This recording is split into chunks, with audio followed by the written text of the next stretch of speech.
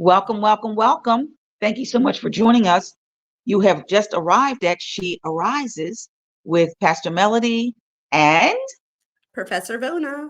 woo, woo, woo. Woo-woo.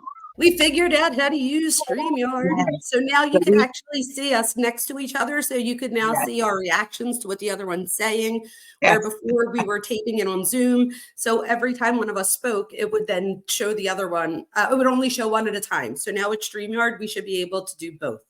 yes. And the beautiful thing is that we are growing as you are growing. So Right. once we always talk about, we celebrate our small victories. And this Every indeed is not a small, but a huge victory, because sometimes we can be technology, may not be our friend, but we are pursuing higher heights. So thank you so much for your patience and your support. And we figured it out, right? Yes, we did. So that's good. Okay. So, like normal, we don't talk beforehand. It's one of our things that we do so that we don't have a set topic. And for some people, you might be like, why would you do that? But I think it's good because it shows a very authentic conversation. There's nothing Absolutely. staged. We didn't talk to each other beforehand and say, you say this, I'll say that. Right, So right. it's just authentic. And that you took the word right out of my mouth. I said it keeps us authentic, that you see us how we are. And and that it's so funny that as God just kind of gives us a conversation, it always leads into something that we don't know we're going to talk about at the point. But even with that sometimes people are so masked. That's the best way I can say it. M-A-S-K. You're so masked that you don't really know the true person who I am. You see me on this side of my breakthrough, but you don't know how I started. That's And right. then you will identify with the image that you see, thinking that, why am I not doing what she's doing? Why am I not doing what they're doing? And it could be someone that's in a relationship. It could be a professor. It could be a pastor. It could be someone that you identify with that is in the entertainment field. And you're looking like, oh, they're so, arrived, and they're all put together, and they're this, but you don't know their story. That's right. And everybody has a story. And We so do. that's what we love about our conversations, that we kind of come together. And as God opens up opportunities, we're able to reveal our story to you, hopefully that you will grow and learn from it. So I have an idea. Why don't we never really shared our stories with the viewers? And we don't, I mean, we know each other, but not so well that we know exactly about our stories. Why don't we share some of our stories so that people could get to know us a little bit better and how we got to where we are today? I love it. I love it. Go, tag, Okay. you're it. Okay. All right. So I grew up in inner city Philadelphia. I attended Catholic school from first to 12th grade. I lived in a row home. So I grew up in where it really took a village to raise a family. So your neighbors were allowed to punish you. Rosie and Mary, if you're watching this, they were like second moms. If there was a party going on, Rosie or Mary came in and busted it down and then called my parents. Do you know what I mean? So everybody like helped each other. And but we didn't have a lot at first. And then by the time I became a teenager, we had a little bit more, but we still lived in the inner city in a row home. But I was lucky enough to have like a car when I started driving, things like that. But I do have a totally different experience. Like my husband grew up in the exact same neighborhood, went to the exact same school, and we have very different stories. Like our kids love when we sit at the table and he'll be like, my mom and dad, blah, blah, blah. And I'm like, yeah, my mom and dad didn't do that. They like blah, blah, blah. And we'll laugh because our parents were so very different. But it turned out so very different for them as well, where his parents split when he was a teenager. Mine stayed together until my dad's dying day. So they were a little dysfunctional, but they worked it out, There you go. I have two older sisters, Gina and Carla. Gina's a nurse practitioner, so we all went to college. We're first generation college students. My sister Carla has her master's and she's a teacher. I have my master's in counseling psychology and a specialization in marriage and family therapy and almost a doctorate in educational leadership. Yeah, I know, right? My brother works at the casino. He's awesome. He's like a manager there. It fits him perfectly. I have nieces and nephews, biracial nieces and nephews. So that's a whole dynamic that our family went through. I think for me, it wasn't a big deal, but for my parents, it did take them a minute to like understand. They were afraid that their cultures were going to be so different that they might, but here, like what they wound up finding was if you love each other, you figure it out. That's it. That's it. Yeah. And that's what's happening. So, and my mom, like, we love my sister-in-law. Yeah. She's awesome. So, but what else? Let me see. So I grew up, I was a cheerleader growing up. I'm sure nobody's surprised about that. And then in college, I met my husband, not met him. We like went to school together, but in college, I came home for break and I saw him in 7-Eleven, me and my best friend, and we were bored. So we asked him where he was going and he's like, my apartment, where are you going? And we're like, your apartment. And that was it. So that's how that happened. I'm sure there's other things along the way that I'm totally forgetting, but you start. And then if there's anything you say that like sparks something after you're done, I'll fill back in. Okay, awesome. Well, I am a PK, which is a pastor's kid. And we initially started out, when I might have just been born. We were in Philadelphia also. We were on the west side, I want to say, yes, West Philly. And, nice neighborhood, quiet. Once everyone, of course, knew my parents because they were, the pastors in the neighborhood. And my father was a founder, so he started his own church and then grew and developed that. And so we were, we were just always in church. So it was kind of like the sheltered life to a degree. But then they still gave us the range to explore life on our own, which I, as an adult, I can appreciate now because, you see some people that are so protective, but, it's the same thing that when you go to college, you don't really know what to expect if you've been so sheltered. So they did let us explore life. Oftentimes, there was a party going on. You may say, can we go? And then sometimes it was yes, and sometimes it was no. So I think it was depending upon, where our maturity level was. As I look back on it, that some parties I'm looking like, yeah, I didn't need to go to that one. Or some parties was like, oh man, I missed it.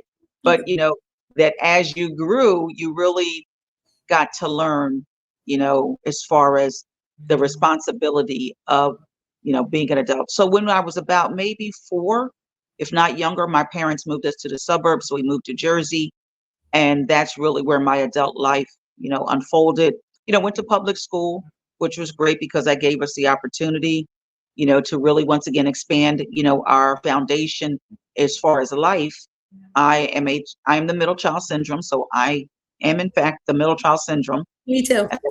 That I have, it was 5 of us, one boy, 4 girls, and the set of twins was under me. So they were always, I always Are they identical or fraternal? I didn't know you had fraternal twin siblings. Yes. Not fraternal. I just said, are they identical or fraternal? Identical. I knew what you meant. Identical. And so That's that was amazing. really cool. That going through school, it was always like, oh, that's Melody's sisters. That's Melody's sisters. And I find like they do have names, and they really just paved their own way. And it was so amazing to watch them blossom because even when they went to college, I went to college, they went to college. That I just had like a little job, but then I would just send them money every month or every week that I would get paid because that's just something that my mom said when they were born. She said, these are your babies, you have to watch them. And that's a lot of pressure though. No, but it was good because it was ingrained in me that I would always look out for them. So I appreciate that now as we're older. And as life unfolded, that I wind up, and they both work for the casinos. It's funny that you said that. That's so funny. And they were, just paving their own way. And, and unfortunately, we did lose the younger twin that something had happened, and that kind of set my family in a spiral. I'm and, sure. Myself too, because it's kind of like, that it's the questions, God, why, and it was so funny because God answered that question for me. Can I tell you, like years later? Because the time that I was asking it, I wasn't really ready to receive the answer. So hopefully this helps somebody that, that things happen in our lives that we don't agree with. And then we're so quick to ask or judge God, like, God, why would you do this? And I've even met people that still are angry at God because of loss in their life. And you don't realize that to everything, there's a positive, there's a negative, there's a up, there's a down, there's a good, there's a bad. That we have a advocate, the Bible calls it, and it's the enemy.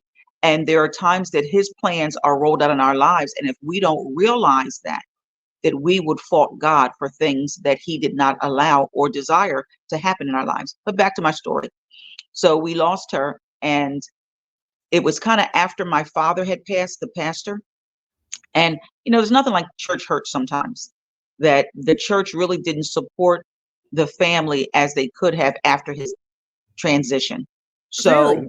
yeah, so my mom's now a single mom, got 5 kids, trying to make it in the suburbs, all How of the old were things. you? Oh my goodness. I must have been, I know I was a teenager, maybe hitting my 20s. So it was still fresh. That's when my husband lost his mom. That's a bad time to lose a parent. It is, because you really start to identify with your parent. And that's the season, I think, that, you say you're molding all the time, but I know for me, that's the time that I really started watching my mom, and I saw the warrior that she was. And it's a thing that, one of my girlfriends and I talk about an Amazon woman, that she was the woman of women, that she kept the house going. She was strong. She would even take us on vacation. She was all of the things that you need to see. The Bible talks about the virtuous woman, Oh, wow. that there is a woman that is constantly on her A game for her family. And I got to glean that from her.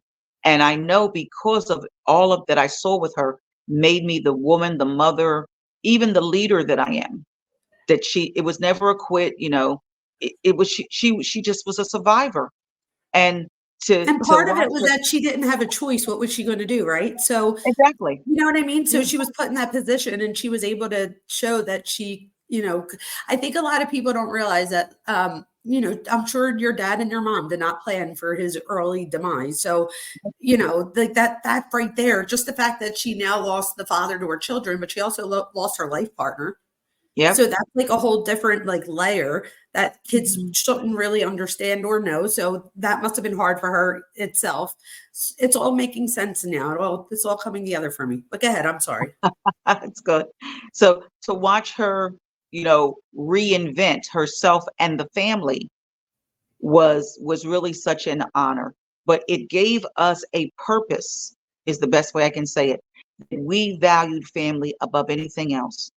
So Good. with losing my father, and then losing the baby of the family, that we are so connected now, that people say it's ridiculous. When I call and talk to my sisters, that, it's not a big thing for me to say, okay, I love you. And we are Oh, very we do that verbal. too. Yeah, we are very verbal with it. We are very expressive of our love. That, there's times that I have written my sister's Valentine's cards, because Oh, that's cute. because I never want you to wonder if I love you. That's good. Because love is an action. And if That's I true. show you, and it's not about, love languages so much, because we all have different love languages of expression, but it's how I express how I feel, because love is a word, but it also should be an action. It So should be. yes. So then that's one of the things that we endeavor to do going forward. And so the last portion, because we have experienced a lot of loss in my family, that we lost my elder brother. So it's just now 3 of us left. But we Oh, did no. not, yeah, we did not crumble. We strengthened up, and we just support each other. That, even as far as, we went on and got married and have families, we still stay true to the foundation of who we are, that we are Good. sisters first. So, so Oh, those things, I think, have definitely shaped me, have shaped my life, have shaped, my ministry, with that, because being a pastor's kid, I got to see what my father rather, went through. And there's so many things of it I didn't desire, that I was like, all right, God, you can have that. I'm good. I'm good. And, it was just, I thank God for his mercy, because it was his pursuit of me. And that's the best way that I can say it. I know people say we pursue God, but Jeremiah 29 talks about, for he knows the way that I take. And because there is a plan, an expected end that I will reach, it has already worked out all of my yeses and my nos in ministry. He already foresaw that I would be where I am today doing what I'm doing. So, just with that I did not want to pastor. I did not even want to be in leadership. I wanted to come in church, sit in the pew, and go home like everybody else. I wanted a simpler life, but God had other plans. So, of course I did, all of my schooling for seminary. And then, of course, then I went and got licensed and ordained.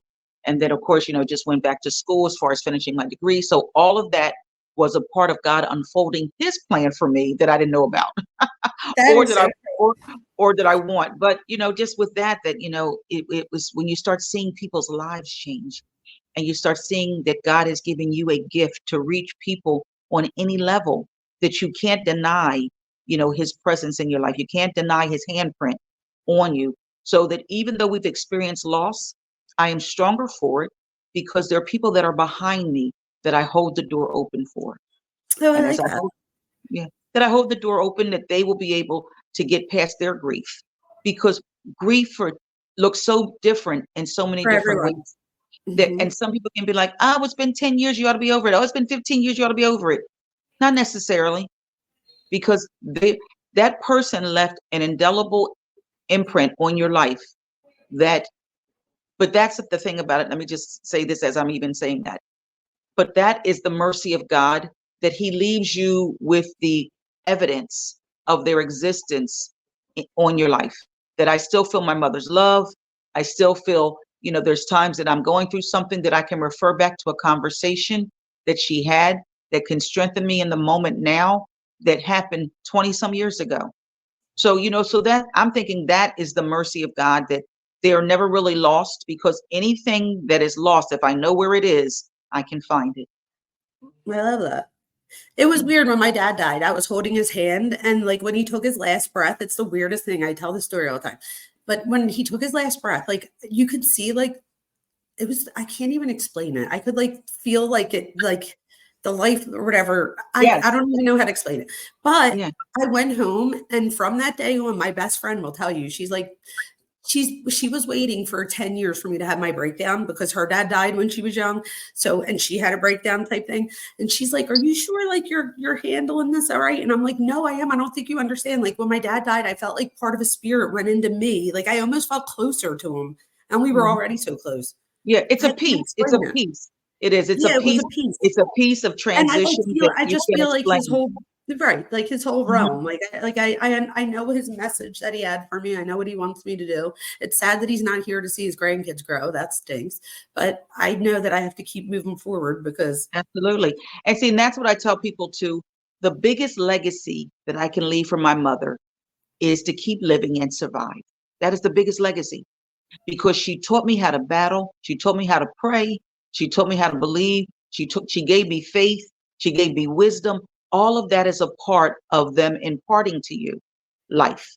she also showed you what it was like to conquer things when something happens that's really Oh, bad. yeah. You know what I mean? Yeah. And see, So that's why I think, when you think about it, and this is for someone that you may be stuck, that you might have lost a loved one and you can't get past it, you can't move forward, then I would say reflect back on what they gave you. Reflect back on the life that they shared with you. And just and I'm a journal, so journal it. And because when I journal it, I can go back to it. And when I go back to it, I gain strength from it. So that when I journal it, I'm looking like, oh, I remember mommy said that.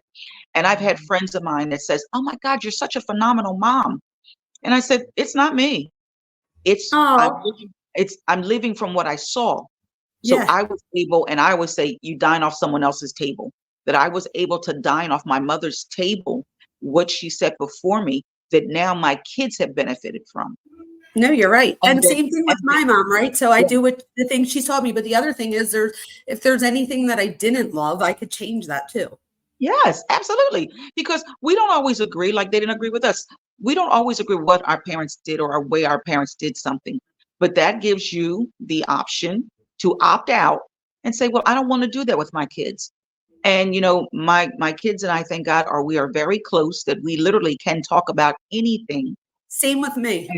And it's so funny that I tease my daughter all the time. I said, "You were my best test subject." That's so funny. Because she would tell me some stuff, and I'd be like, "Keep your face straight. Just listen. Just listen. That's There so is funny. there can be no shock face look." That is so funny. Straight in your face. I remember that Yes, saying. That's yes. funny. So, That and is we so do, funny. and we laugh about so many things now, that we have our own little banter, that you miss the loved ones that aren't here, but realize if they're in my heart, and that I'm able to show my kids my mom's love through that, and she'll always be a part of us. That's true. And also making sure that you spend time with the people that are here, right? So like Absolutely. we picked my mom. Well, I was supposed to pick my mom up. She wound up meeting me there. But I went to a play for her boyfriend's grandson. It was awesome. He was the star of The Sound of Music. Oh, wow. Phenomenal voice. Oh my gosh. His voice was just like amazing. But anyway, so we went to that or whatever. And with my mom, there was nothing that I didn't tell her. So with my kids, I remember because my mom at some point was like, Jamie, you don't have to tell me everything. And I was like, no, I know, I get it. Like, oh, I guess I shouldn't have told you that either.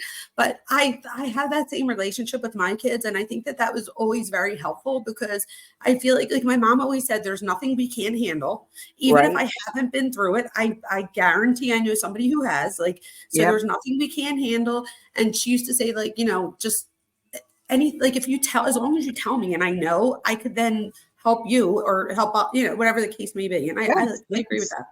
Yeah. And that was something that we learned even like through school, that we would do something or something would happen in school. And then, some kids are afraid to come home and tell it or share it, that was never the case, that it was always. And see, this is something that I think that we can really address too, creating that safe place for your kids or for, your nephews and nieces, that I always want to be able to create a safe place. And that goes into every relationship that you're in. So whether it's I create a safe place for my husband, that if he has a bad day, that he can come home and he can tell me. And I don't care if it's like another chick wants to try and holler at him, it's like, whatever. But we have had those conversations. And he's like, yeah, she was like trying to push up on me, this, that, and the other, talk to me, trying to get my number. And we laugh about it. But I have created a safe place to have those conversations. That's so good. the same thing, whether it's a sisterhood, that you need to have a safe place somewhere that you can have those kind of difficult, I call them, or awkward conversations, and know that where you discuss it, you don't have to worry about someone talking Being about judged. you or someone posting about you, or, I can't believe she's still bothered about that, or I can't believe that was so petty. That's not a safe place. No. So if you're listening, I want you to do an assessment and check your circle. So whether it's your sister's circle, whether it's a relationship with the opposite sex circle, whether it's a parent circle, that there should be a place that you can find. And it could be a therapist. How about that, Sister Jamie? Yeah, there you go. That some place that you have is a safe place that you can express yourself, you can grow, you can evolve, and you can be vulnerable without worrying about being judged. So Because I look at it this way. When people feel judged, I feel like it comes from their own past, right? From their own upbringing. So I feel like people are only very defensive when they've been criticized a lot. If I constantly criticize you, even if I say something that it had nothing to do with you, you might hear it as if I'm criticizing you, and then you become defensive. You know what I mean? Right. So even just teaching people, right? Even just teaching people that these things are normal and that's human behavior, and that if you've been hyper criticized before, then you're probably hyper defensive. So just even recognizing those things and being able to say to your partner, your loved one, whoever it is, that look, I'm having a bad day or whatever, or I just realized, you could always go back and it's okay to admit that you were wrong. Or sometimes I try to do it right in the moment and I look like a crazy person. I'll be like, I just said I'm sorry. What do you mean? I did say I would. And I'm like, so I'm pretty good at recognizing when I'm wrong about something. But I think it's important because you can't raise kids that think that you don't make mistakes. Right. You don't want to push this false sense of, superiority on anybody.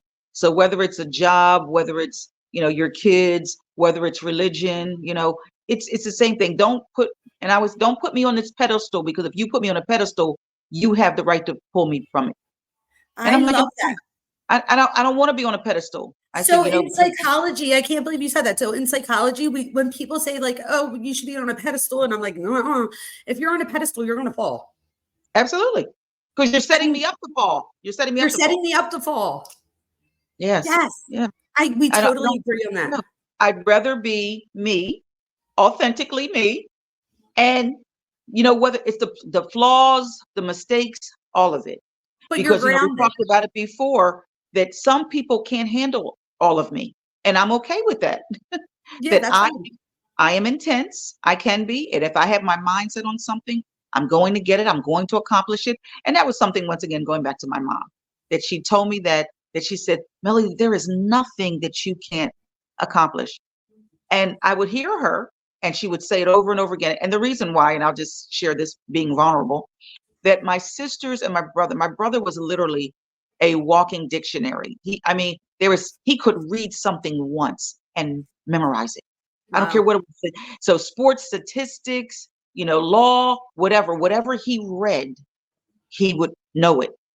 They wanted to fail him out of some grade, but he couldn't because he kept passing all the tests, but he never studied and he never turned in homework. That's how smart he was. My dad taught at Wow. Princeton, so I've got all the weighty head people in my family. So my dad was, he loved knowledge. So my sisters, everyone would come home, brothers, with A's and B's, A's and B's. And I was kind of like, school, let me just get through it. That was really just not my focus because I wasn't interested in it. And so I would come home and my mom would look at my grades. And then, of course, all the girls, everybody's all excited about, the A's and B's. And she's like, Melody, let me see yours. And I would kind of reluctantly give it to her. And she says, you can do anything you put your mind to. She says, but I just need you to put your mind to it. And so she never reprimanded me for not trying because she knew that I wasn't. She knew I was able to do it, but I wasn't implying myself. She says, just try it. She says, try it for you. And the time that I came home on the honor roll, girl, the whole house celebrated. Oh, Like it was that's like, amazing. yeah, it was like the cake, the whole nine, because I proved to me that I could Yes. do it if I And wanted sometimes to. you just need an adult that tells you that you could do it. Yeah, I that you tell my can. students all the time, I'll be like, you could, like, and sometimes they'll thank me and be like, nobody's ever told me that before. And I'm like, that's sad. Yeah. You know what I mean? And we should hold people to higher standards because you can usually give a little bit more of yourself. You can, because it's just really being you. But now that I'm in the season of life that I'm in school all the time, and not so much that I want to, but I kind of married my father. So my husband loves schooling. He loves education. He loves being in school. He loves growing. He loves all of that. And I just keep breathing and say, okay. But That's amazing. It is. And so it is the push to do it. And then the same thing, we just got our grade. And so, of course, we're at a 4.0, which is like, okay, Nice. that we can do it. And it's just bite-sized Ryan pieces. was breaking my stones yesterday because I have a 3.92 and Ava has a 3.91. So I said to Ava, I'm like, well, I have a 3.92. I was like, why don't you have a 3.93? And he looked at me and went, why don't you have a 3.94? And I was like, oh. I was like, and the waiter was looking at us like, you guys are crazy. I'm like, we're just joking. Yeah. But it's so good, but to be able to have a safe place to grow. And that's just it's the world for important too. everything. Like I didn't have the best, like you said, you weren't really interested in school. Let me be honest, our school wasn't amazing at teaching us. So it wasn't that I necessarily didn't like school. I wasn't exposed to a lot of it. So when I went to go take the SATs, I didn't do very well, not because I didn't know the information, but because I never seen it before. So if I've never seen it before, how am I supposed to learn it? I don't know what I don't know. Yeah, I don't know what I don't know. So now I'm doing worse on the test, and you're comparing me to somebody. Like if I would have just saw the information and studied it, I could have done well too. Absolutely. So I think a good message out of this is I'm almost a doctor. You're going for your doctorate, and you said you weren't into school. So I was into school, but didn't have that same opportunities. You weren't into school, and both of us can still get our doctorate degree. So what are we saying to you people? Never quit. Never quit. Never quit. And, It's not define yourself. Define yourself, because somebody else might be like, you're the funny one or the pretty one. If you want to be the smart one, you can be the smart one. Absolutely, because I was totally the funny one. I was voted class clown. I was the funny one because once again, guards that we put up, I could always hide in humor. Yes. You can, because the reality is though, you don't push me, you don't challenge me if I make you laugh. You just kind of like me and let me get away. That's and exactly I found out that I could get away with whatever I wanted if I made you laugh. So once again, those were guards and walls that I had to pull down, stop hiding, and be the authentic me that God had ordained me to be. I love that. And now that I love me, that I'm looking like I love my own company. No, you're right. No, you're absolutely right. And you're doing more than anybody I know right now. Oh, you went from one thing, you finished school and then went back to school. Yes. So for people that are listening, Miss Melody has heard, what would you call it? Like is it an esthetician? Well, it is definitely. It's an I don't know how to esthetician. say it. But, What is it? it's an esthetician, but Okay. even with that, that it is a permanent makeup brand that we're offering. That and most people are familiar with the eyebrows. You can do the eyeliner, you can Well, do the tell us lips. about it But because if people live in New Jersey, maybe they want to go see you. oh, awesome! So of course, it's called permanent makeup. So it's PM. Okay, S&P is the one I want to start with. So the other one is PMU. So it's permanent makeup that is applied. So that's your brows that you've seen people do. You've seen the line and you see the women get the red lips and all that, the juicy lips. So yes, we do all of that. But what I Oh, wait, really, people really, get like red lips, like for. oh yeah. So because people, and it's just, and I won't say it's vanity. I just say it's confidence that you want to wake No, up oh, looking like this absolutely. all the time. Yeah. I just That didn't I know don't that want you to. could get red lips for like, I didn't realize you could do that. Oh yes. And trust me. And listen, there were some of the people come in there like in their 80s, their My 70s. mom did her eyeliner a few times. I was like, you're crazy. Oh no, because I thought that until I started doing it. I was like, no, you're by my eye. Absolutely not. But it's really very Doesn't it controlled. hurt? No, because they're numbed. You're totally numbed. Oh, okay. Now, some I'm people gonna do have to it go to dry. you to get my eyebrows done. I have little Oh, eyebrows. absolutely. Oh, absolutely. Hook you I need up. like But a but the makeup one that I makeover. really love is for the guys, and it's called SMP. And that is like a scalp manipulation that you literally do a tattoo for the guys that are like bald or balding or thinning. I You love can that. do, and it lasts up to 5 to 10 years. It is so amazing, and I enjoy it. I so enjoy that because it's like it's not really because the brows and everything is kind of more scripted. It's a lot really precision. But so if you want that barbershop sharp edge cut, you can I do that. love If you that. want a natural hairline, you can do that. So I enjoy that because to see the transformation. I'm going to try and send you some pictures so that way you can post it with this video so that So way do people you get a do it for visual. women too, though? Oh yeah, because we do it for density. Do it for density. Well, no, So I if was you've just got gonna like a say thick, because I'm like, as I get older, my hair starts to thin over here. So I was like, one day I'm gonna have to do this, like where my baby hairs are. Um, absolutely. I'll And have that's to what we do do. for the women. Yeah. That sometimes you get that and it's thinning or the shedding and you build in density so it looks like it's thicker than it should be. Yes, And it's a piece of because my cake. hair down here is fine. It's just right in this front part right Yep. here. But I guess And when that as you goes get in. older, and I have a widow's peak, so it already makes it a little bit. But I think Uh-huh. this is, but I think you're right. Like it's okay to do something like that because once you feel confident, there's nothing you can't do. You know what I No, mean? and that's why we sell that confidence because especially guys, they're in their 20s and they've got, premature balding. And it's like, now I don't feel as attractive. The girls aren't looking at me because now I'm thinning, or you've got the garage look. You take the hair from the back and you flip it to the front like no one really notices. Okay, so yeah, it's all of that you can take it down, get a nice little taper, and be as attractive as you want to be. That's So exactly right. that's why I love it because it is a morale booster. And of course, it cracks me up because when you look at our lives, that there is a vein that we all follow. So whether it's, I'm encouraging you from the pulpit, whether I'm encouraging you as far as I used to be a cosmetologist, whether I'm encouraging you, as far as that, there is always something that is a common denominator in our lives. So you were probably counseling, you were the go-to. Someone was saying to you, okay, Jimmy, what do you think? What do you think? That we've all had that vein that we follow, didn't realize that it was the plan of God to put us where we are. But, and that's what I'm saying. So when I fell into this, I was kind of like, wow, I'm able to encourage people in a different way and to meet people that I would never meet before Nope. because And it's funny how you said how you fell into it because same thing with me. Like if people ask me like, what do you want to be when you grow up? I still don't know. yeah. And Because trust me, and this is the other it thing, because wouldn't be this. every time I made a plan to do something, it's always gone like a different route. So I went to go get counseling, like to do counseling, and I wound up being a professor instead. So like I always feel like if I worry too much about something in 4 years and then I'm focused on that, like things could change in 4 years and you can find yourself as a Oh, well. professor instead of it. Oh, yeah, I it don't know. will. Because the thing And about now it, I I would was not consider ready myself to more be. of like no good. No, I said, like, it's the same thing. Like you said, our life will change. I was not ready. I thought to be a grandparent and I adore my grandkids and I couldn't think about it any other way. I But, can't believe you have grandchildren. I know I can't either. So I always say it like, yeah. So I told my daughter, it was funny when she said to me she was pregnant, that I said, I'm not ready to be a grandparent. She says, Mommy, this is not about you. I said, I know. oh, I said, oh. She said, That we're is ready to start our family. And I was like, oh. So it took me months to figure out what the kids were going to call me. I was gonna say, what do they call you? Yes, I am Yaya. I am Yaya. Yeah, yeah. Yeah, yeah. All right. And that is, it was funny. I was counseling a Greek couple for marriage, and um, somehow we had said something, and I said, yeah, yeah. And he turned around and said, he said, wait. He said, what? He says, what do they call you? I said, yeah, yeah. He said, you know, that's Greek. I said, very much. I didn't create the word. I got it from someplace because I was on that Google feed. You know, I wasn't a mom mom. I wasn't a G mom. I wasn't a glam mom. I didn't want any of those. And I just said, I want something that can grow with our relationship.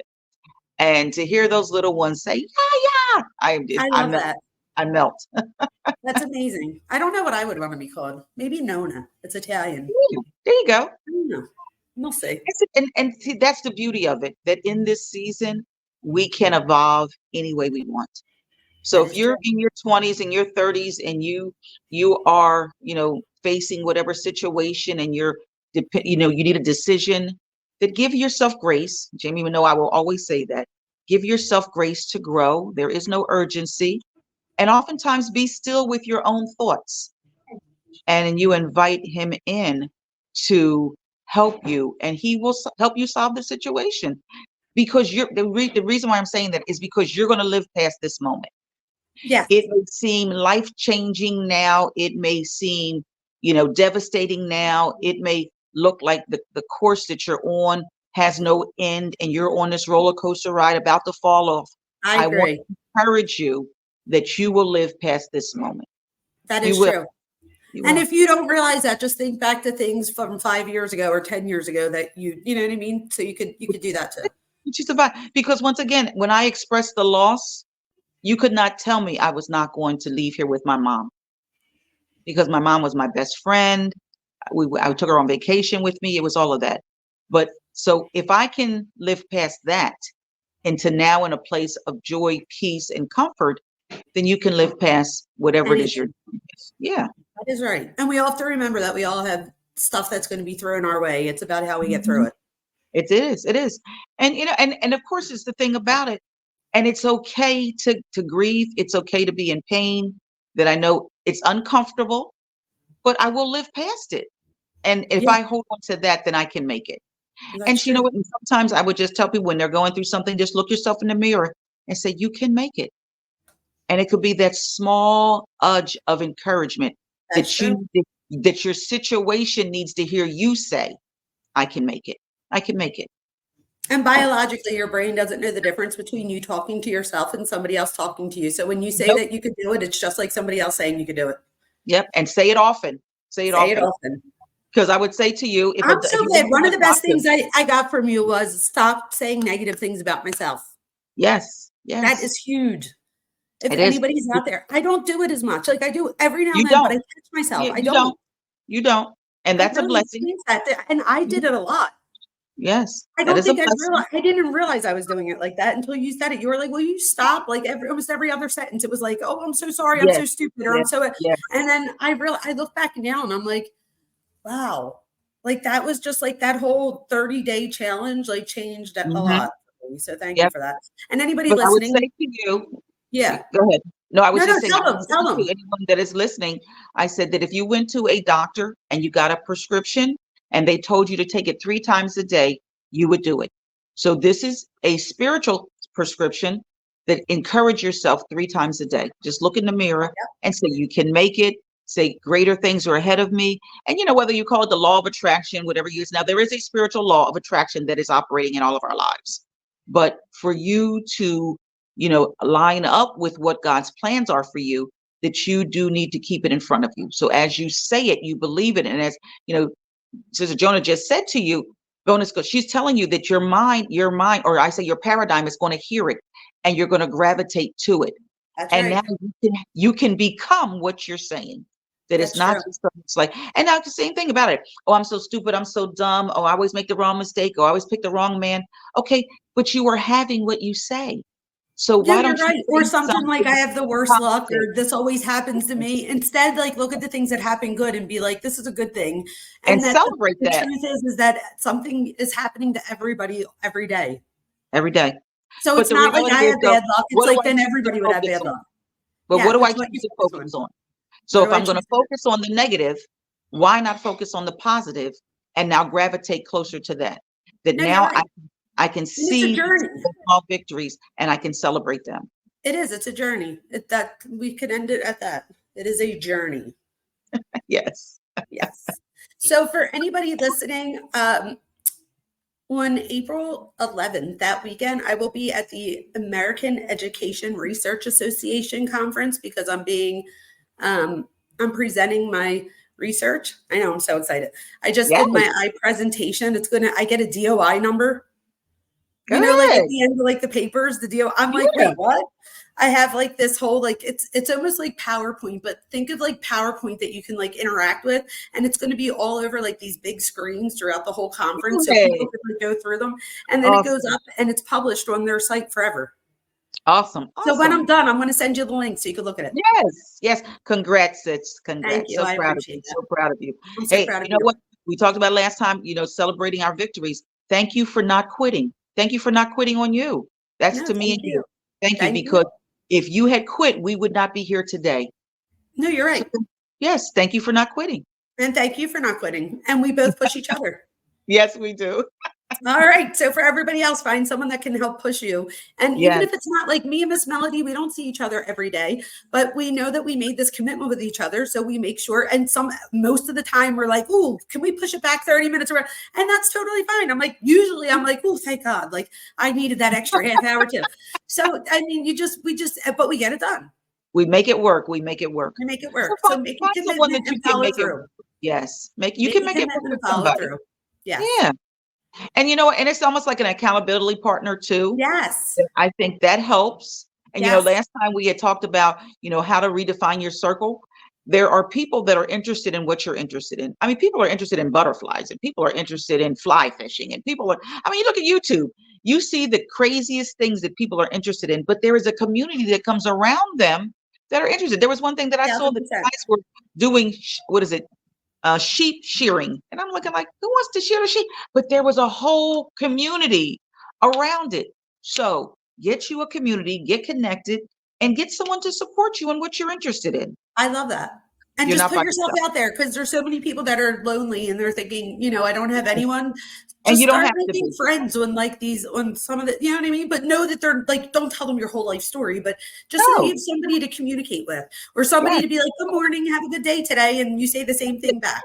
And you test them out. You don't let anyone in just at the door. No. You test them out. Time is your friend. No, but I actually have a friend that I met about almost like 8 months ago, and she lives on the West Coast, and I met her online through like a YouTube forum. And like we text each other now. So I'm like, maybe someday I'll get to go fly out there, or she'll get to fly out here and we'll meet each other. Yeah. And it's easy because we were built for relationship. We were built for relationship. So if you look at Adam was walking with God and it was just him and God, but God revealed to Adam, he says, it is not good for man to be alone.